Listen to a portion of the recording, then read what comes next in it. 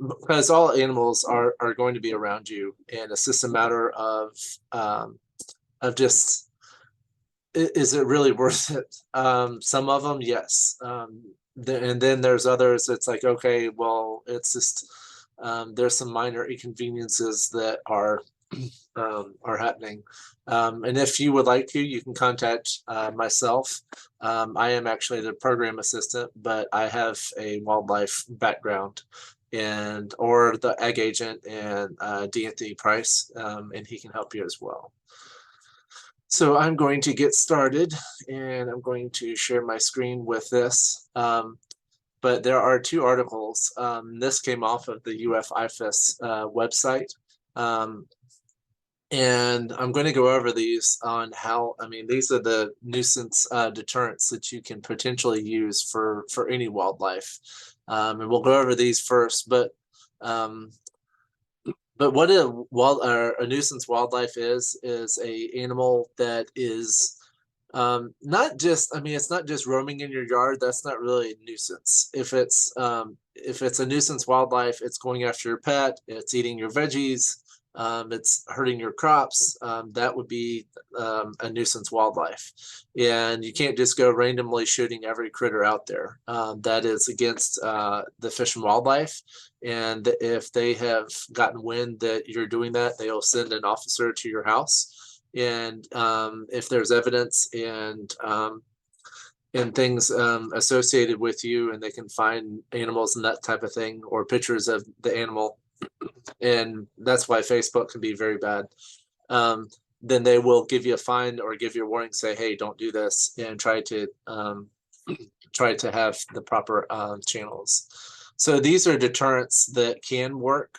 But let me tell you right now, there is not a one-stop shop with any nuisance wildlife. There are multiple ways of getting in your yard. But one thing that a lot of them suggest is this is bird netting. So there's bird and deer netting, which can be put in your yard, and it will help deter animals from getting into your yard. However, I will say with the bird netting, the potential of hurting a bird is can be a challenge, because they when they do wildlife research and try to capture birds, they use it's similar to this, but it's more like a fishing net kind of stuff. This is more of a plasticky, it's a black net, but birds can potentially get caught in this, and so you have if a bird gets stuck, then you have to figure out how to get it out safely, and that will be a with the little guys, like if it's a chickadee or cardinal, it's easier, but easier to get those guys out than if you saw like a red-tailed hawk or something being in your net. That's a whole lot. It will require someone like a fish and wildlife person who has training on dealing with hawks. So there are goods and bads, but this would be great for deterring animals out of an area. However, if you have cropland of 50 to 100 or 1,000 acres of land, and you try to put up this netting, it's going to cost you a lot. And animals will always find a way, over, under, around. They may even bite through it. So that's not a completely one-stop shop. There's this wire thing, cage that you can put around trees that you don't want to be eaten. Beavers are notorious for going after the bark layer. It's called the cambium layer of trees. And so you put these around trees that you don't want them to go after. Deer will also browse on these are called saplings. So trees that are just growing are called saplings. And so you're trying to protect them from getting eaten alive. But with any meshing or fence, what you're going to have to do, because otherwise they'll dig right under it, is bury the fence like a foot or two under the ground. And I would even say, like on this fence, if we're looking at this one, what I would say is not only going down into the ground 2 feet, but if you're dealing with a guy that likes to dig, I would put a flat piece right here, like lay it on top of and just put it flat, Um, just put it, if you can look at but yeah, just put it flat and put it on top of the dirt and cover it up a little bit. And so when they try to dig, they'll hit the net or hit the fence and will stop immediately. So this will help. And because gophers and moles, when they dig, they don't like to go way underground, but they can go way underground. But they like to be in that the top couple layers of soil, because it's a lot easier to dig through than, because as you go further and further into the soil, the dirt gets a lot harder. So you're gonna have to. So he'll stay on top. This guy. The thing is with these deterrents, like if you get like a plastic owl or this bag of menacing bird eyes, these may work for it may work for a couple of days or maybe a week or two, but eventually the animal will catch on. It's like, okay, that thing hasn't moved in a month, and they potentially, I've actually seen pictures of where a woodpecker has completely pecked apart an owl, plastic owl, which was kind of funny, but it happens. And then they have cellophane. But mainly what you're trying to do is you're trying to you're trying to scare the animal. So anything that makes a lot of noise or cellophane or is shiny and causes light to reflect and that type of thing may work for a little while. There's noise makers that you can get that when they pick up any detection, they send out sonic noises. However, you have to be cautioned with this, because if you have a dog or pets or anything else, it can hurt or potentially damage their ears as well. So that is something that you got to keep in mind. There are chemical repellents. The easiest one is probably like cayenne pepper or hot sauce. You can put it down, and armadillos don't like cayenne pepper, so they'll go the other way. But yes, chemicals can work somewhat. If it's a prey item, like if it's a bunny rabbit or armadillo, um, or some other guys, you can put. I know it's kind of disgusting, but predator urine. So it's basically a bottle of bobcat or coyote or whatever urine, and put it around. That can help somewhat, but just know that it may not work all the time. And it'll also, just like anything else, it will diffuse over time, and the smell will dissipate. So if you don't keep on top of it and keep putting it out there, then the smell will go away and you'll have the same issue. So now I'm going to flip to wildlife damage, because right now you may have damage in your yard and you don't know what it is. So we're going to take a look at this next article, and it's how to identify wildlife. So like I said earlier, just go to the UF extension. It's called Ask IFAS, and you can just type in how to identify wildlife species, and it will give you the same exact article that I'm in.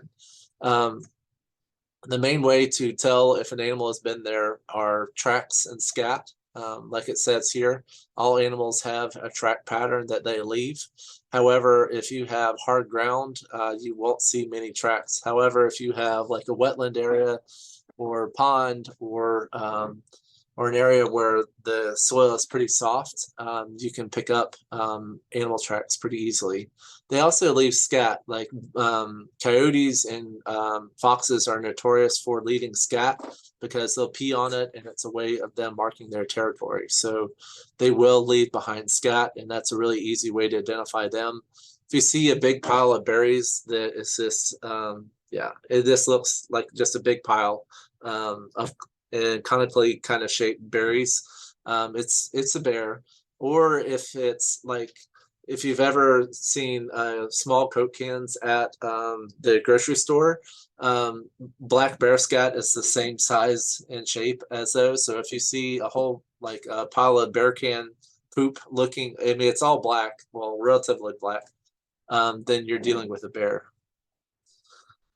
But you have soil disturbances. So if you see a den with a flat roof, you can see that this is a flat roof. This is a gopher tortoise. They like to live in longleaf pines.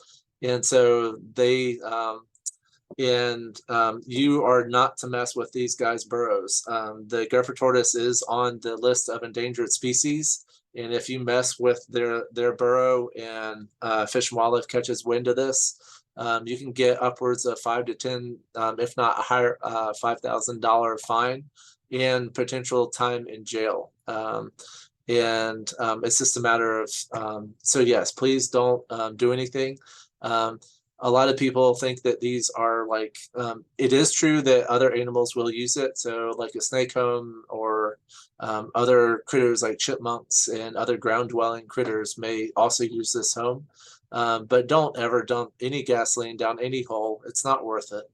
Um, and then this hole, the difference between these two holes is this one is more rounded. So you can see that this is a rounded hole, and you can also, you know how fresh the hole is by the dirt outside the entrance. If the entrance, if the dirt looks very fresh and like it's been dug and you can actually see tracks and markings in the soil, then it's very fresh. However, if it looks like it's been rained on quite frequently and like a old, like the colors are faded, then you're dealing with a much older burrow. But this is a armadillo burrow. And the difference is it's a rounded burrow. And also fox burrows are going to be bigger rounded like of this. And there is one near my house, and it's very similar looking. It is a hole in the ground. And just think of like how big it would take to have a fox to go under the ground or in the ground. Okay, so this is an armadillo. Typically, what you'll have is a place where it looks like a cone has been basically put in the ground, and it's basically him sticking his nose in the ground, trying to get to the grubs and other things in the soil. And so that's your armadillo, and they'll be all over the yard. A lot of people don't like them because they undo the grass of their yard and make it not look uniform. However, if you put the soil back and allow the grass to regrow, you won't even know he's there. Yes, it's a pain in the short term, but in the long term, he kind of aerates the soil in a way, and he also gets rid of critters that may harm your grass. These are pocket gophers. So you can see how there's an entrance right here, but typically they'll close the entrance and it'll just be a raised bed. So like this down here, you can see how all the dirt has been pushed up. And I see with this frequently around here, especially after it's rained or if the soil is looser than can be. But you'll see this. And moles and shrews will do kind of the same thing, but it won't be as extensive. And also you won't see these piles. I've not,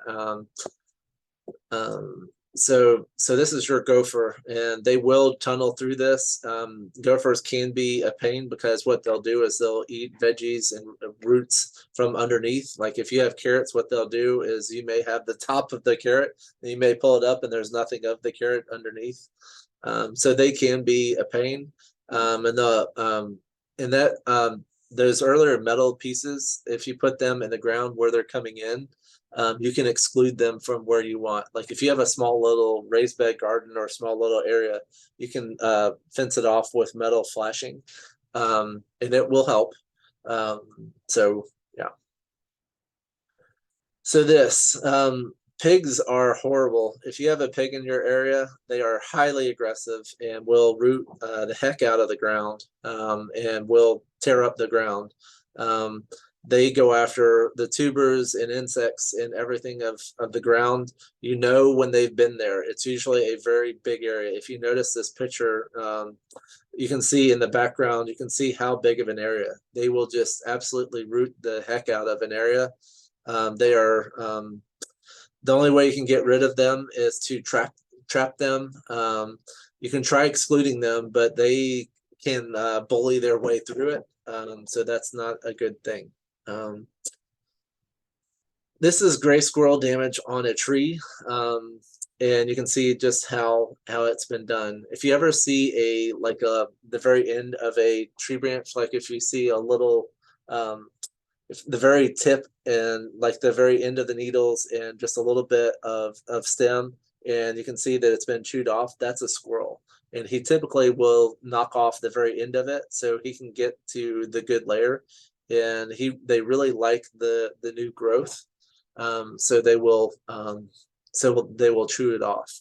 And also, if it's squirrel is because if it's a squirrel tree, because what you'll see is piles of all the bracts. So those are all the pieces of those outer lining pieces are called bracts, and it's so you can get to the seeds that are on the inside. And so you'll basically just see these cones with nothing on them, and you'll see a whole pile of them below a tree. This other picture, typically what you'll see with bear is you'll just see shreds. I mean, basically what he's doing is he's taking his claws and going straight down a tree, and so you'll just see. I mean, if you've ever taken a knife or a kind of a blade and just gone down the tree, it kind of curls the tree as you go down, and so you'll see that pattern on a bear tree. So that is a bear. And then this one down here, this is deer. A lot of times they'll do what's called a rub or scrape, and they will take their antlers and they'll scrape off an area, and it will be very visible. And this is their way of marking their territory.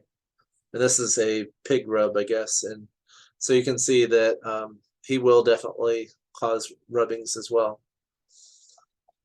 This is your woodpecker. Also, there are other like sapsuckers and other things that like to. Well, the sapsucker is your northern flicker, and it's a woodpecker. But they make holes like this galore in trees, trying to get the grubs and other things and larvae of worms inside of them. And here is a deer.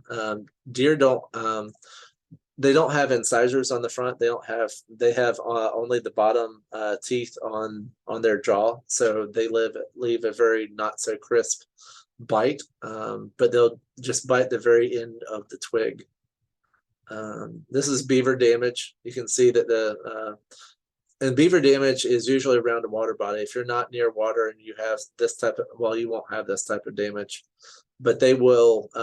They're constantly going after the inner layer of bark, and it's also because they need to file down their teeth. So. And then watermelons. I didn't realize this until recently, but coyotes and foxes love watermelon. If you have a watermelon patch, this is your evidence of them going to town on your watermelon. So that is those two articles. So I'm going to switch over to the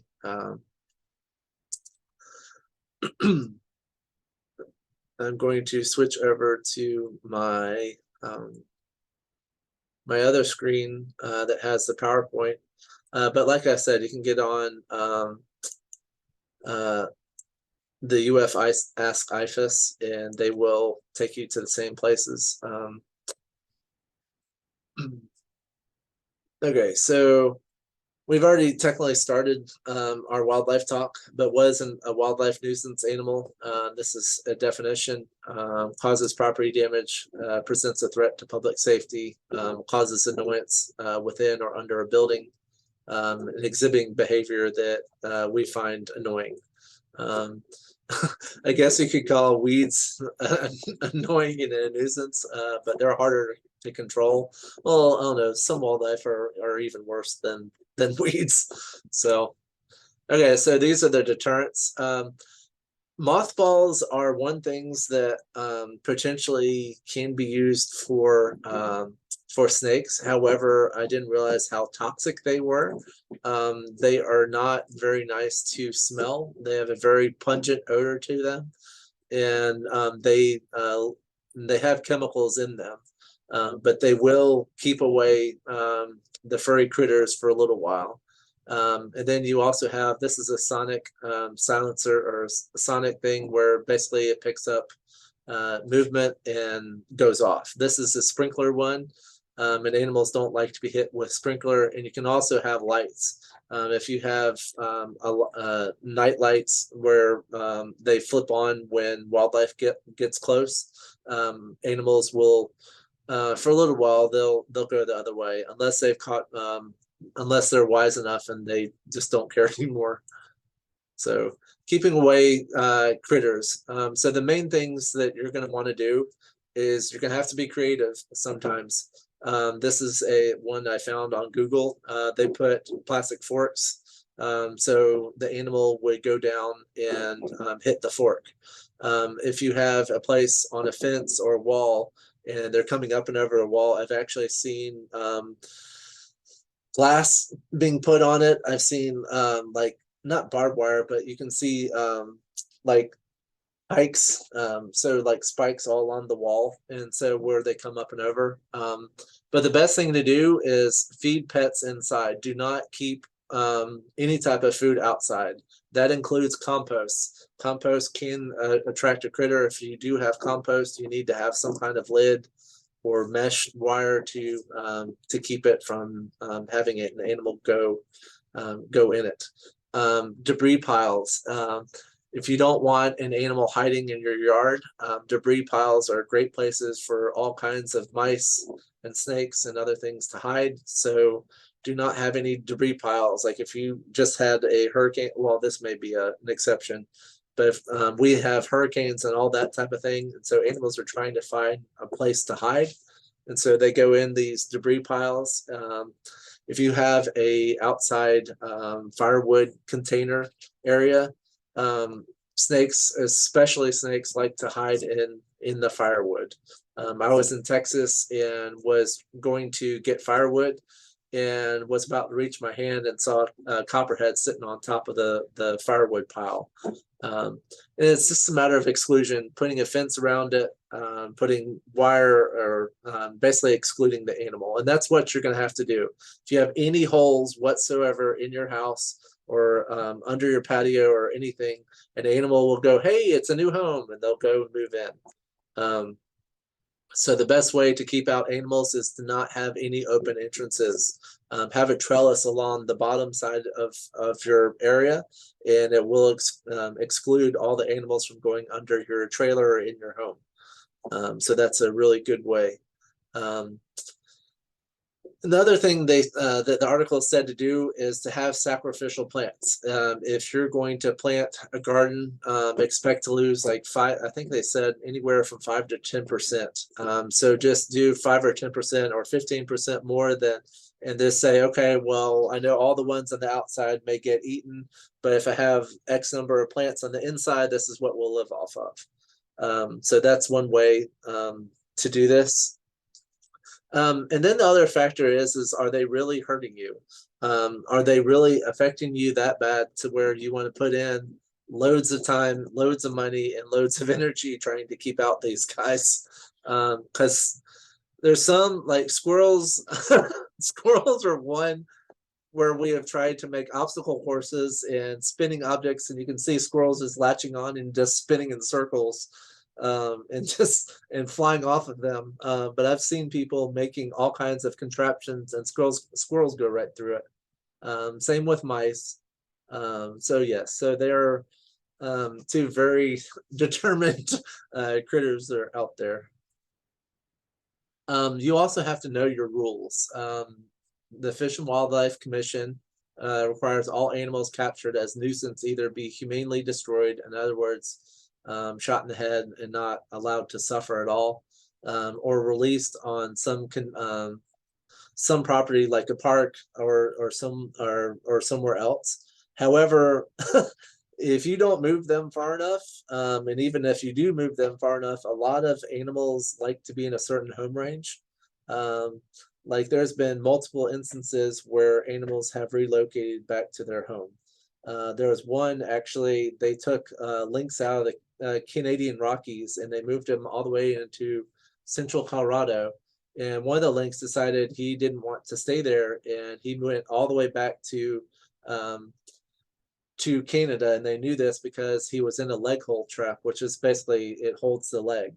It's a trap that basically gets sprung in and it got hurt, and it had a tag on its ear, and so they found out. But yes, you need to make sure that if you're taking of any type of animal, you have to get permits for a lot of them. So these are some of the requirements, and they are on the Fish and Wildlife sites. But you're more than welcome to stop the video and write any of them down. But just know that they are protected. Okay, so take rules. So take of a nuisance, alligator, deer, bear, bobcat, birds protected under the Federal Migratory Bird Treaty Act, or if it's listed under the Endangered Species Act, then it's prohibited. You're not allowed under the Migratory Bird Treaty Act to have any type of bird feathers, skulls, talons, or anything having to do with it. There was, back in the day, it's called the bird trade, and it was basically, they were the affluent people, the people that had a lot of money, like to show off how much money they had by having these plumes of very rare birds on their hats, and adorned all of their attire with like fox furs and mink fur. Well, it's still done somewhat today, but a lot of them are fake today. But just make sure that before you take anything, that it's not protected, and make sure that it's also not permitted. If someone gets wind and you make mentioning that you took something, and a Fish and Wildlife officer can find out about it, then that's not a good thing. There are trappers out there that, however, when they come out, it's usually several $100s for them to remove a critter. So just make sure it's worth it. And also, if you remove one armadillo or two armadillos, they are prolific breeders. Same with like foxes and coyotes. You'll have other ones move right in. So I don't know if it's even a smart move to get rid of one animal, because you'll have another one show up within a month or two. Okay, so we're going to go over specific animals and hopefully not go too long. But armadillos. So you may say it's I don't know. I mean, it depends on, I guess, what you like, but it's the benefits are it rids your yard of grubs and insect pests and other invertebrates lurking in your soil. The problems are it digs in the soil and it hurts gardens, and it can put little holes throughout all of your area. So that can be a really bad. The deterrents that I've seen out there are cayenne pepper, really doesn't like it. And here are two other very cheap fixes. Are you can mix ammonia with vinegar. Absolutely make sure that you're not mixing ammonia with Clorox. That is called mustard gas, and it can potentially hurt you very, very badly. So make sure you don't do that. Or just have ammonia or vinegar. They don't like their smells. Their nose picks up senses very well, because it has to locate critters in the ground. And other things that it mentioned were, these are plants that you can put in your yard to deter them. They do like to dig under fences. Like I currently have a fence in my own backyard, and I have an armadillo somehow getting into our yard, and I've looked along our entire fence, and there doesn't appear to be a hole, but somehow this guy is getting in our yard. So yeah. So yes, you can, other exclusion things that you can do is fencing and sprinklers, or sheet metal and wire fence buried 2 feet underground, like I said earlier. Okay, coyotes. This guy is absolutely hated. Before the 1960s, 70s, we used to have wolves in the area. We used to have red wolves, very common, and red wolves are a threat, or they are threatening to a coyote. Coyotes don't like to be in the same area as a wolf, just like foxes don't like to be in the same area as a coyote. They are seen as enemies, because a wolf is bigger than a coyote, so it can take out a coyote very easily. And a coyote is bigger than a fox, and so it can take out a fox. So, so they have to be aware of one another. Okay, so you may say there are no benefits. However, I disagree. There's a natural balance. The reason why we're having out of control mice and rat populations, as well as moles and all these other rodents, is because we have taken out the top predators. We have taken out coyotes and foxes and other critters that are keeping these guys in check. And we're also making it very hard for them to find a home. These guys are very sneaky. We do have what are called urban coyotes, which roam the areas around housing. They are definitely in my area, and you'll hear them yipping and yowling. You know they're there. Um, Sometimes they won't. You won't hear them until they're right on top of you, and then they'll let you know that they're there. They are a threat to little dogs. Do not keep dogs outside. Um, and in order to keep them out of your livestock, it is strongly recommended to have a mule or donkey in your area, and it will um, beat the snot out of a coyote. um, and you can also have there are other dogs that can be put in your area to defend your livestock. I know most people, when they see a coyote, shoot them on sight, um, but just make sure that you're doing it the right way. And if you shoot one, there the sad thing is there'll be five others right behind him, moving right in. Um, and most of the articles out there that I've read, it's like you're not getting rid of this guy. He moved in when the wolf was extirpated, which means he moved out of the area. So the disadvantage is it kills pets. They're scary and it eats fruit. It likes watermelon, like we said earlier. Don't feed them. Keep pets inside. Feed pets inside. Cover compost. And we all went over all this. Scare devices, lights, horns, slingshots, rocks. Make And just like I said earlier, nothing works all the time. You'll have to basically use a variety of different techniques and never keep with one.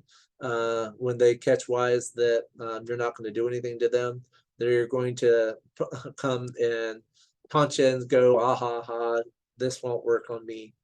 Um, think of Wile E. Coyote, how he keeps trying and trying to go after the Roadrunner. So trapping and shooting is a temporary solution, but like I said, they move in. He's a very adaptable critter that we're not getting rid of anytime soon. So, okay, bats. So this is a house, and basically you're trying to exclude them with wire and mesh. You'll have places in the attic. So you're looking for very small holes in the side of your house, and you're trying to exclude them. However, there are times when you're not, sorry, one second. Um, there are times when you're not to go after them because they have breeds, and I don't see that. But there are certain months that you can exclude them or can't exclude them because they have pups in their area. And I think you're allowed to exclude them after May. I think their broods or whatever you want to call them are more in winter and spring. So, so yeah. Problems are diseases. They do carry rabies and other, was it histoplasmosis, which was another pretty bad, nasty, potentially deadly disease. Their poop is called guano, which actually um, there's cosmetics out there that use poop. There's also coffee that is very well gone after because bats have eaten it and it's come out the other end and it supposedly gives off a good flavor. I'm just telling you what I've read, but it is out there. There was a TV show or a movie that made fun of it, but yes, that does exist.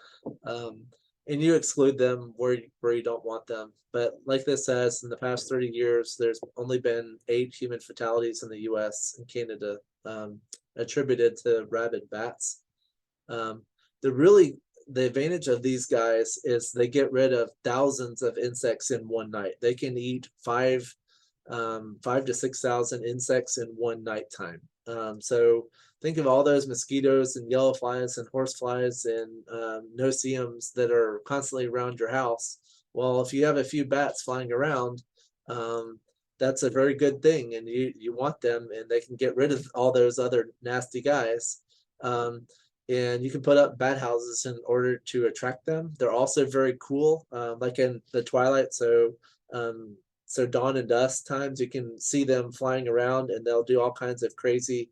They don't fly like a bird because they're very erratic and they keep flipping and back and forth. So they're very cool to watch, and they're really, I mean, they use their echolocation, which is them sending out a sound and having it bounce back in order to capture things around. And if they ever accidentally run into you, it's like, oh, they got my hair and they're coming after me. They're highly aggressive. That's not true. They're trying to just escape wherever they are. I've had them in basements before where they were trying to fly out and came right almost right at us and then flew the other way.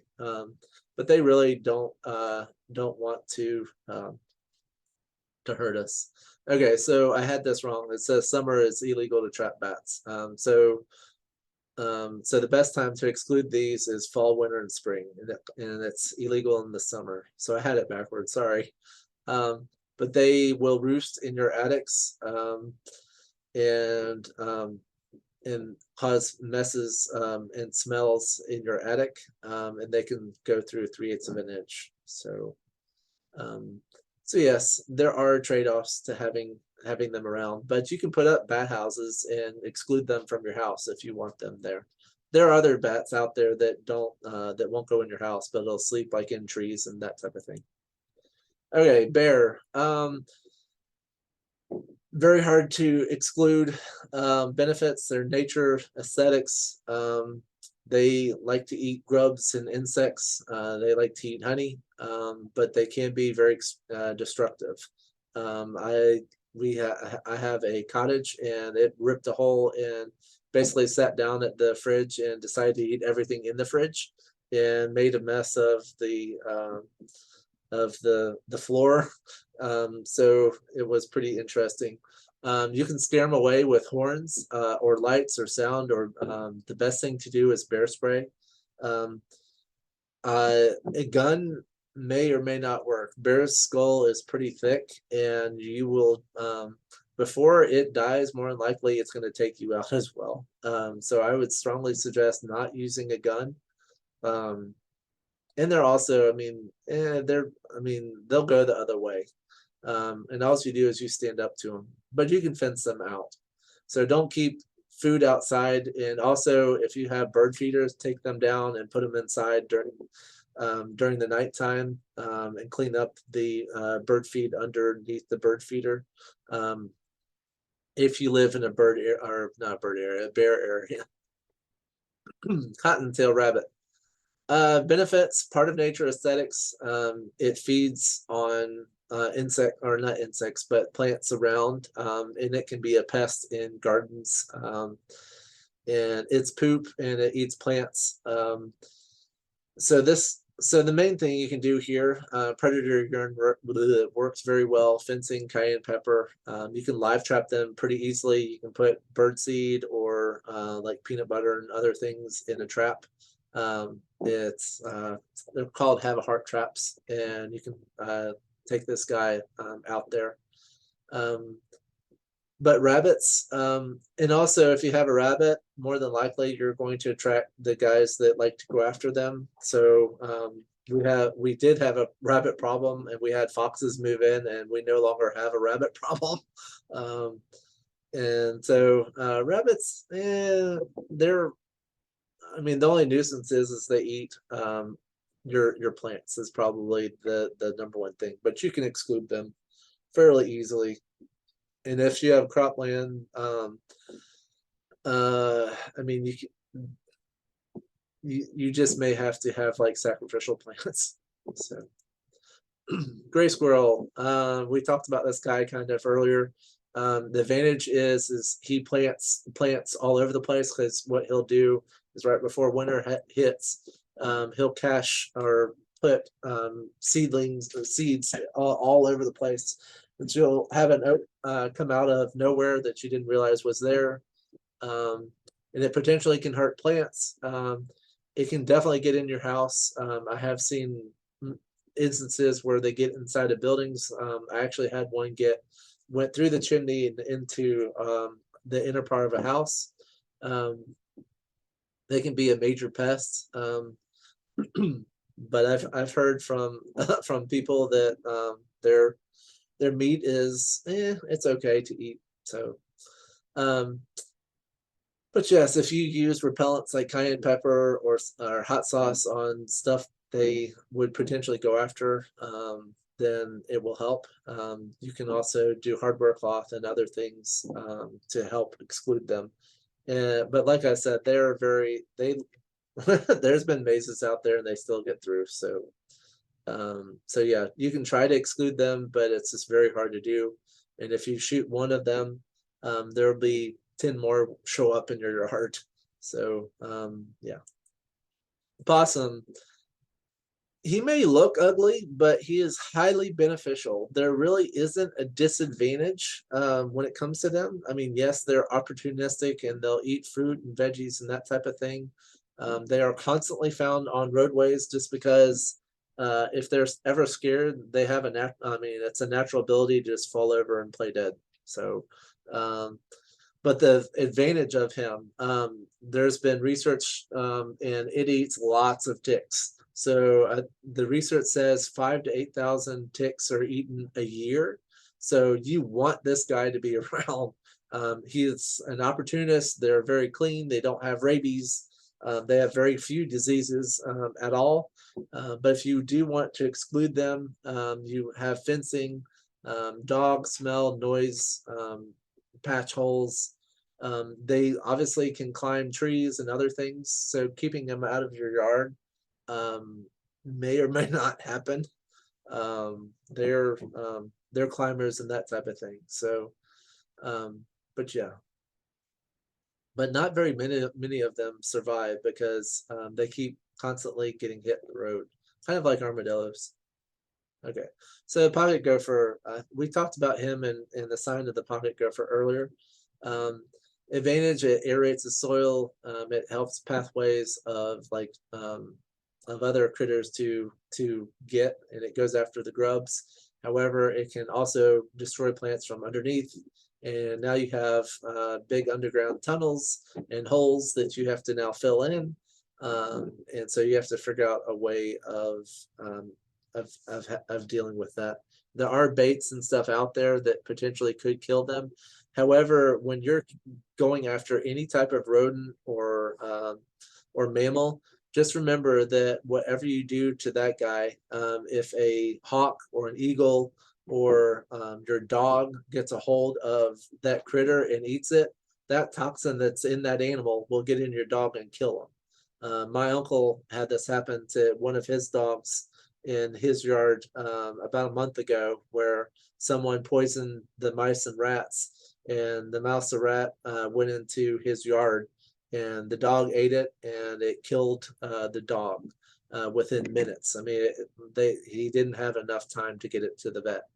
So just remember that, and that's why DDT was so harmful, is because of the accumulation of the chemical in other critters, to where it harmed and almost knocked out the bald eagle, because they would sit on the egg and the egg would be immediately crushed, and it did a lot of harm to a lot of our feathered friends. So, but yes, fencing and trapping definitely works. Predator urine.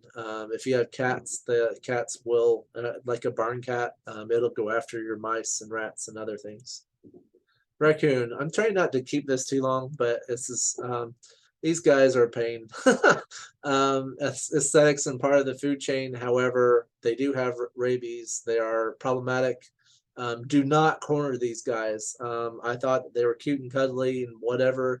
and there are numerous people, numerous cases where a raccoon was cornered, and they have sharp little claws and don't aren't afraid to use them. So definitely, you have to watch this guy. Um, you have to cover your garbage cans or have them in a protected area. Make sure that you don't have any type of food, birdseed, or anything that may attract these guys to your yard.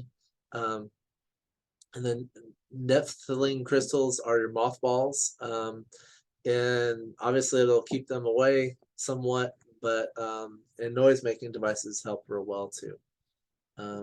But yeah, so they suggest having electric fences if it's a larger area, but that can be costly. So foxes, um, they're very sly and sneaky. They kill pests. They're a cool animal, and it's a nature connection. Disadvantages: it has rabies. It will go after small dogs, and it also eats fruit. You can exclude them by fences and noises and dogs and lights. If you have a dog in your yard, and like a bigger dog, then they will go the other way. They're only about 20 to 25 pounds, so they're not very big.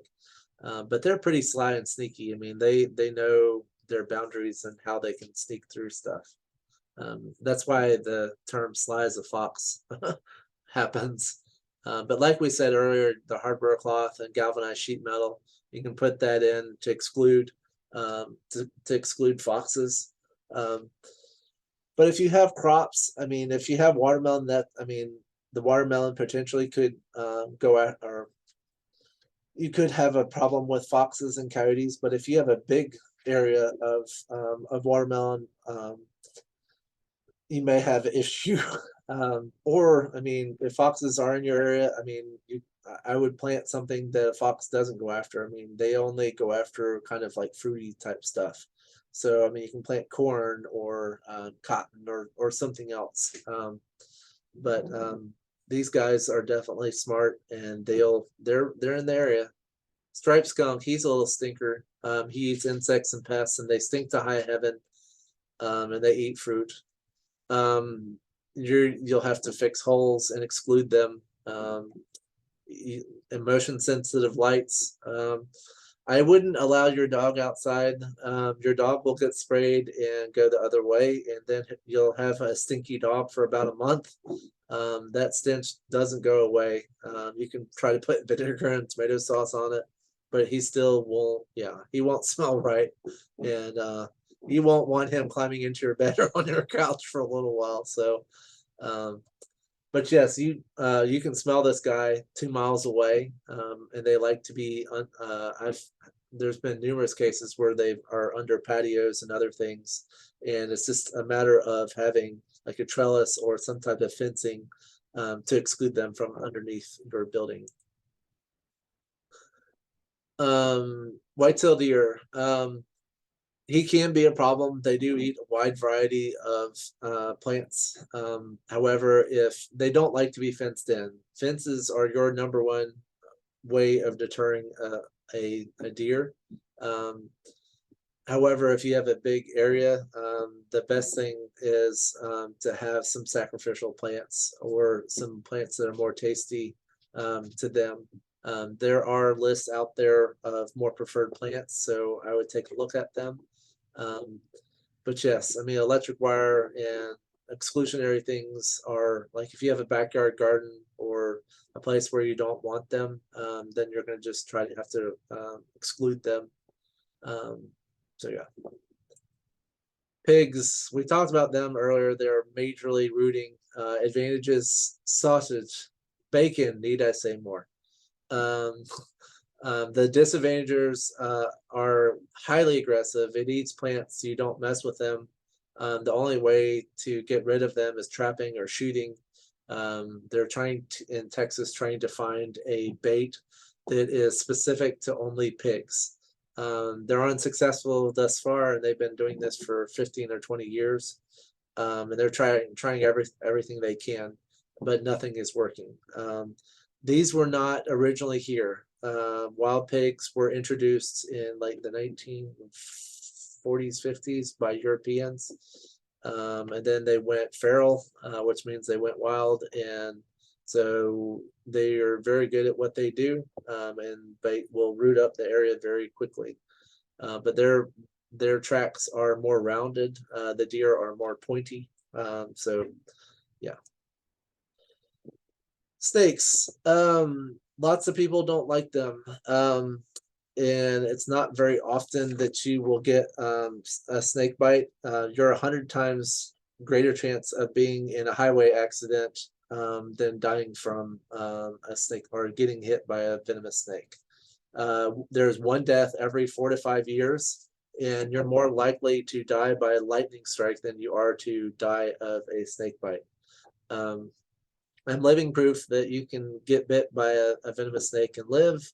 Um, a snake bit me on the foot, because at nighttime what they like to do is they will find a hot rock or bricks or patio and stay on it, because they are what's called ectothermic, which means that they will pick up the heat of things around them.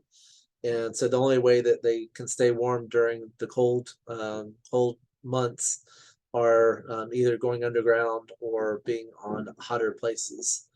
So even on a cool evening, like if it's in the 50s, snakes typically don't move very well under about 60 degrees.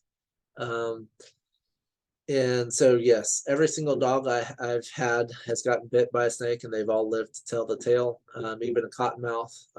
This guy bit my dog on the muzzle. I had a lab, and it bit him. It gave him Benadryl, and he was fine. And I got bit by a copperhead. So yes, you can get bitten and you'll be fine.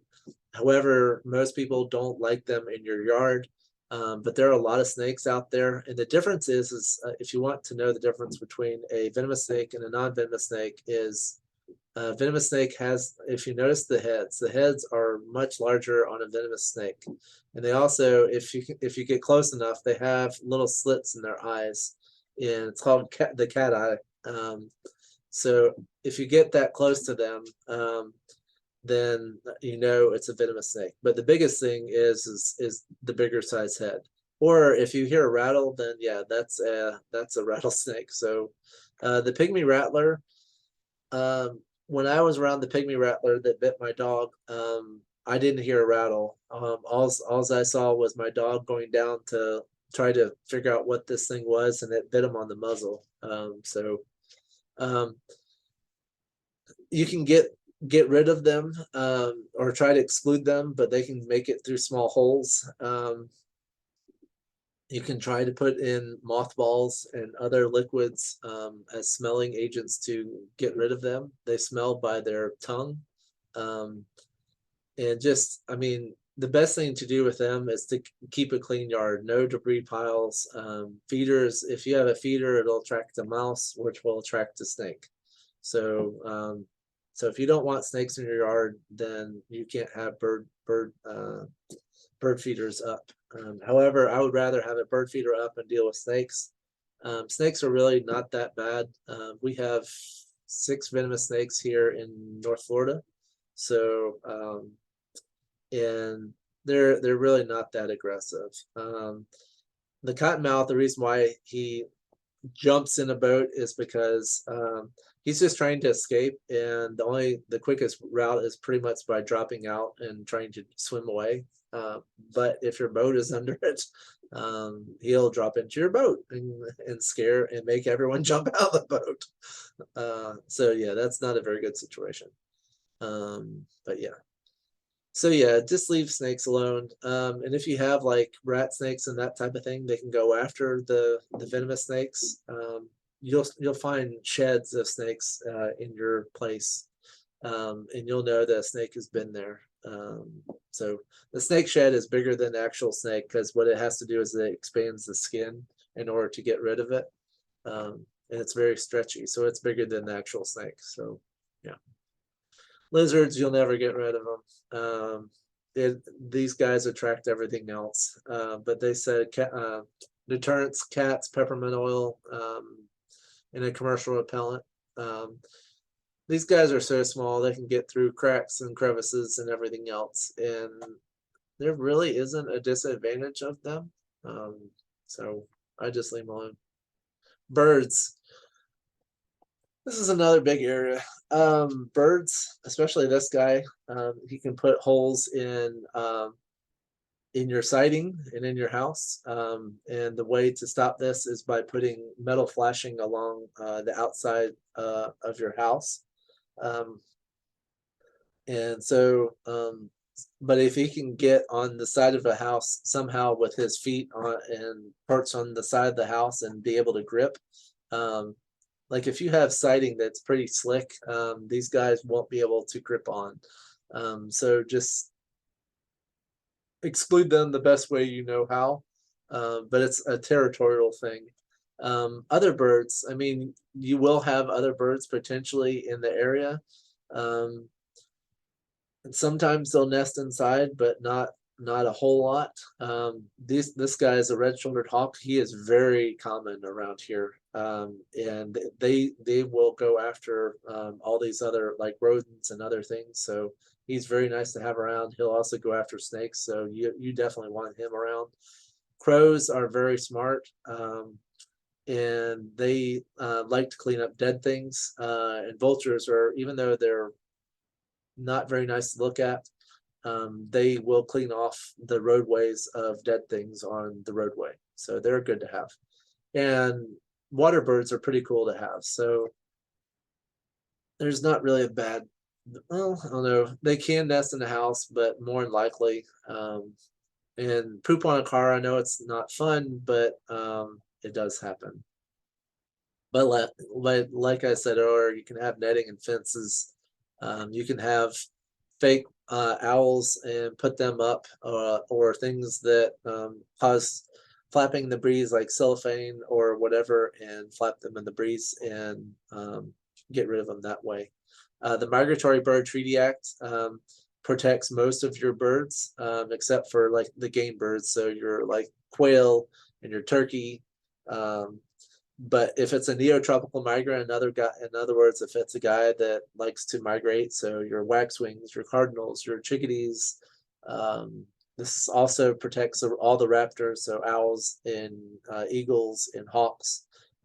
It protects them, and there's severe fines and jail time. So just don't mess with birds. It's not worth it. And they're not really a pest. I mean, yes, poop is not fun to deal with, but it's pretty easy to take a sponge, wipe off the area, and you're done. It's a lot harder to repair a yard where a pig is made than a bird.